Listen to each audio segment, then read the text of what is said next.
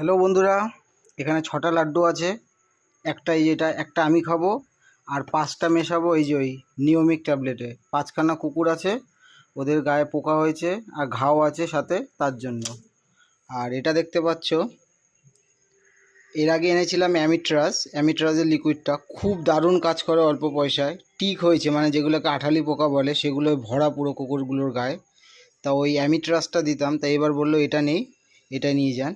আর যেহেতু রাস্তার কুকুর শুনলো, তাই এটার পয়সা নেয়নি, এটা ফ্রি স্যাম্পেল বললো এটা নিয়ে নিন, পয়সা লাগবে না, শুধু এটার 50 টাকা নিল।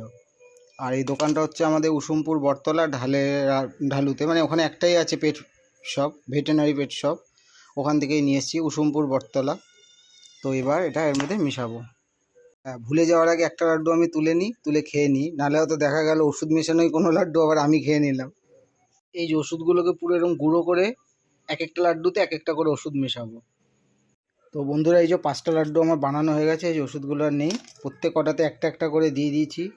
তবে একটা কথা বলি, এই কুকুরের গায়ে আঠালো বা টিক পোকাগুলো মারার জন্য সিম্পারিকা বা ব্রাভেক্টো ট্যাবলেট খুব ভালো কাজ করে, কিন্তু ওগুলো খুব দাম। আমি ভাই সামান্য একজন টোটো চালক, আমি ওদের দুবেলার খাবার দায়িত্ব নিতে পারি, কিন্তু এত খরচ করা আমার পক্ষে সম্ভব না। আর যে আমার ইউটিউব চ্যানেলটা, এটা মাত্র 100টা সাবস্ক্রাইবার, আর এই ভিডিওটা বড় জোর 10 থেকে 15 জন দেখবে।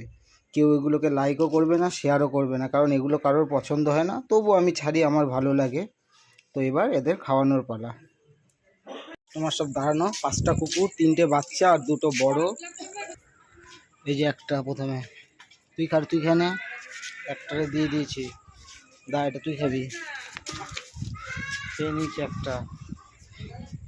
একজন 2টা খেলে ও মরিয়ে নে নে নে। হুম, 3টা গেছে, এবার বাকি আছে এই বড় 2টা। তুই নে নে নে নে খা। আরে ওরে খেতে দে, এটা চালাক আছে, এটা মনে ওষুধের গন্ধ পেয়ে গেছে, এটা খাচ্ছে না।